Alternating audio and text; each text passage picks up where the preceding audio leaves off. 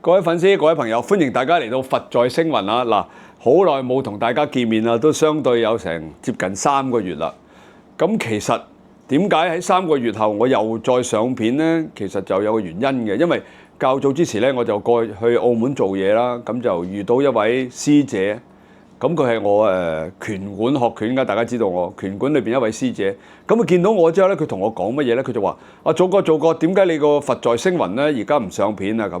咁我話：真係唔好意思啊，師姐，因為咧我而家有好多頻道係上緊，咁因為而家大約已經講緊喺短短3個月時間已經有11個頻道啦。咁佢話：其實咁樣嘅，佢話因為咧較早之時咧，佢就因為生咗 BB 喺嗰段時間裏邊咧，你知啦，一個女人湊 BB 好容易情緒有問題嘅。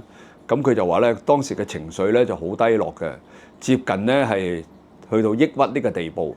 咁一個偶然機會底下咧，佢就去咗 YouTube 嗰度就睇見我呢個佛在星雲裏邊咧就講星雲大師啊，大家知㗎啦，星雲大師裏邊書本裏邊所講嘅佛偈啦，可以叫做嗱。咁佢話睇咗之後咧，覺得好舒服，亦都咧喺裏邊咧參透到一啲少少人生嘅道理。咁咧佢就不停咁樣繼續睇，都睇咗好多條片咧。佢話舒緩咗佢裏邊嘅湊 BB 嘅壓力啊，各方面嘅嘢，亦都得到舒緩。佢話咁樣咧就度過咗佢嗰個所謂低潮時期嘅情緒啦。咁佢就繼續問我：不如咁啦，阿祖哥，你有時間咧，你都繼續去拍呢個佛在星雲啦。咁希望咧或多或少咧啲朋友睇到咧都可以幫助到佢一啲心靈上啦或者情緒上嘅問題嘅。咁我就應承佢，我話師姐好啦，既然你咁講嘅時候，我就盡量抽時間去繼續我嘅佛在星雲呢啲視頻啦。咁今日咧終於咧嗱，其實我都有少少病緊嘅，我都仲睇緊醫生嘅。咁我就再等唔切啦。咁我就喺呢度咧再開始我嘅佛在星雲。咁希望咧視頻嘅粉絲啦、朋友啦，繼續支持我呢個佛在星雲呢個頻道。我就算幾辛苦都好咧，都繼續為大家拍攝嘅。雖然我知道呢啲講佛偈嘅，你當係講佛偈嘅視頻，唔係一定會廣受大眾歡迎，但係唔緊要嘅。既然有粉絲支持咧，我亦都點辛苦咧，都繼續去拍攝。希望大家能夠藉着星雲大師，當然一定唔係我啦，我冇咁嘅大德大能去做呢啲嘢嘅，只不過就係透過星雲大師所嘅著作啦，各方面咧能夠講俾大家聽，而從而咧能夠希望你哋得到一啲少少嘅幫助，咁我就已經心滿意足啦。嗱，喺呢度咧再繼續多謝大家收睇佛在星雲嘅粉絲同埋朋友先，再一次衷心多謝。好啦。咁前次我哋就講咗啦。咁今日為大家講咩呢？嗱，大家咧相信咧，因為喺收睇我嘅頻道啲朋友咧，一般都比較成熟啲嘅，係啦。咁咧，甚至乎咧有一班嘅朋友咧已經係退咗休嘅添，有啲仲喺外國添啊！大家都知嘅啦。咁好啦，咁今日咧我就講一個咩話題咧？其實唔係我㗎，都係星雲大師㗎。大家唔好誤會，我冇咁叻㗎。咁咧，佢裏邊咧我就揾到咧一段咧就幾好嘅，我覺得咁同大家分享。個名咧叫做永不退休啊！嗱，聽住啦，永不退休究竟係乜嘢咧？咩叫永不退休咧？嗱，我開始咯，大家留意啦。佢話星雲大師就話啦，我話人生咧在世生活，唔管你服務公職啦，或者係私人企業，都有退休嘅制度嘅。佢話因為咧人嘅一生咧數十年嘅寒暑啊，每日咧都係工作中。到咗晚年嘅時候咧，應該給予自己咧休息。咁所謂嘅頤養天年咧，呢個名正言順嘅事咧就順理成章去發生啦。佢話而家咧一啲先進嘅國家咧，每個人咧都有職業啦，都樂於繳稅㗎嚇，為嘅咧就為咗將來退休之後咧可以領養咧一筆咧所謂嘅退休金咧去養老生活嘅。佢話喺一個中國，亦都一直有呢個積穀防饑啦，即係我哋中國人啊，同埋咧養兒防老嘅觀念嘅。呢啲咧都係為咗咧解決退休後嘅養老問題。佢話嗱，而家咧一般嘅國家咧，有啲咧定咗60歲退休啦，有啲咧就定咗65歲啦。嗱，我哋香港而家好似都褪咗去65歲㗎啦。佢話甚至咧有啲國家咧就去到70歲先退休㗎。咁所謂咧，長江後浪就推前浪。佢話人生咧應該要有交棒啊，即係交接棒啊。佢話接棒嘅計劃咧，即使係喺佛教裏邊咧，所謂嘅傳燈啦啊，即係一眼燈嘅燈啊，亦都係咧為咗應付咧歲月變遷嘅對策嚟嘅。咁仲有啦，佢話啦，一般人咧對於退休後嘅人生咧，有啲人咧會感覺到咧，好似忽然間失去咗一切咁樣，面對住空蕩嘅生活咧，寂寞嘅人生咧，百無聊賴啦，無所事事啦，呢啲咁嘅退休咧，好似咧就等死一樣。佢話咧，人生咧頓時咧就失去咗價值啦，生命咧好似冇咗光輝一樣，所以咧就有人咧講出嚟就話退而不休呢啲口號啦。好，仲有咯，佢話其實咧天行健啊，君子咧以自強不息。喺大自然之中咧，四季輪流咁樣轉換啊，行星咧就運轉不息嘅。佢話吾人咧身為大自然裏邊嘅一份子，亦都應該咧要做到咧一日和尚敲一日鐘嘅體驗。佢話咧，因為人生嘅意義咧係在於創造宇宙計起嘅生命。佢話因此咧，人生一日決不空過。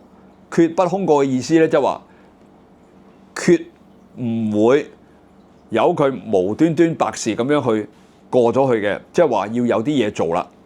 佢話咧咁就會順有自然。順有自然嘅意思即係信念啊！你哋有咁嘅信念，好啦，跟住就話咯，朝露咧雖然易逝啊，逝去個逝啊，但係咧佢潤澤咗大地。冬陽雖短暫啊，冬陽嘅意思就係話冬天嘅陽光雖然好短暫啊，然而咧能夠消融呢個冰霜。消咧就係推銷嘅銷啊。佢話然而咧能夠消融呢個冰霜。咁好啦，跟住仲有咯。咁佢就話啦，古聖先賢咧行願精進啊。佢話咧唔肯咁輕易咧虛度呢個光陰，往往咧堅持到最後嗰一刻嘅。嗱，佢話例如道安大師啊，其實呢啲係聖賢大師嚟噶。道安大師咧喺坐說法中咧立化，即係坐說法中嘅意思咧，即係佢坐喺度講解呢啲佛偈嘅時候，即係當然啦，有好多弟子喺度聽嘅時候咧，立化嘅意思咧，即係講圓寂咁解。佢話慈遠大師咧喺聲聲佛號中就歸西。咁仲有啦，玄奘大師咧就喺振筆持經時咧圓寂啊，即係都係講緊咧，佢哋都係做緊一啲佛法嘅嘢㗎嚇。佢話佛印禪師咧喺接引信徒嘅時候咧就坐滅嘅，都係嗰樣嘢啦。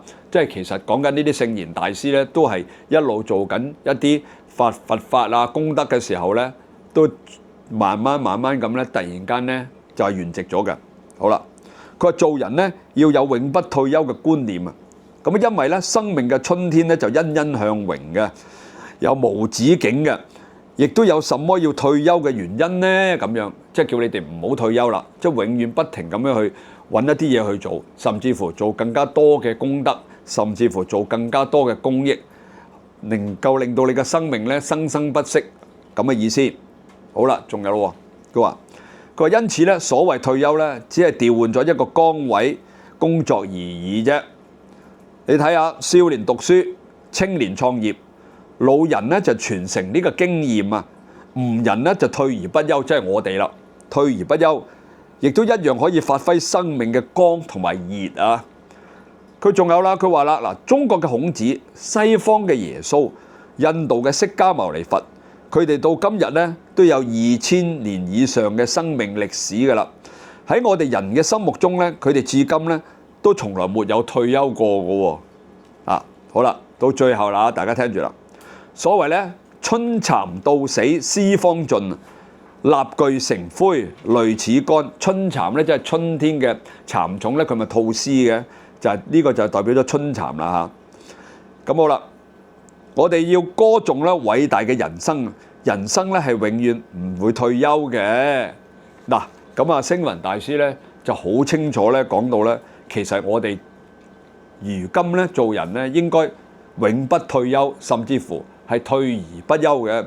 嗱，咁呢度咧令我深深咁諗起到一件發生喺真人真事裏邊嘅。喺若干年前咧，我識得一個朋友，都幾好嘅朋友。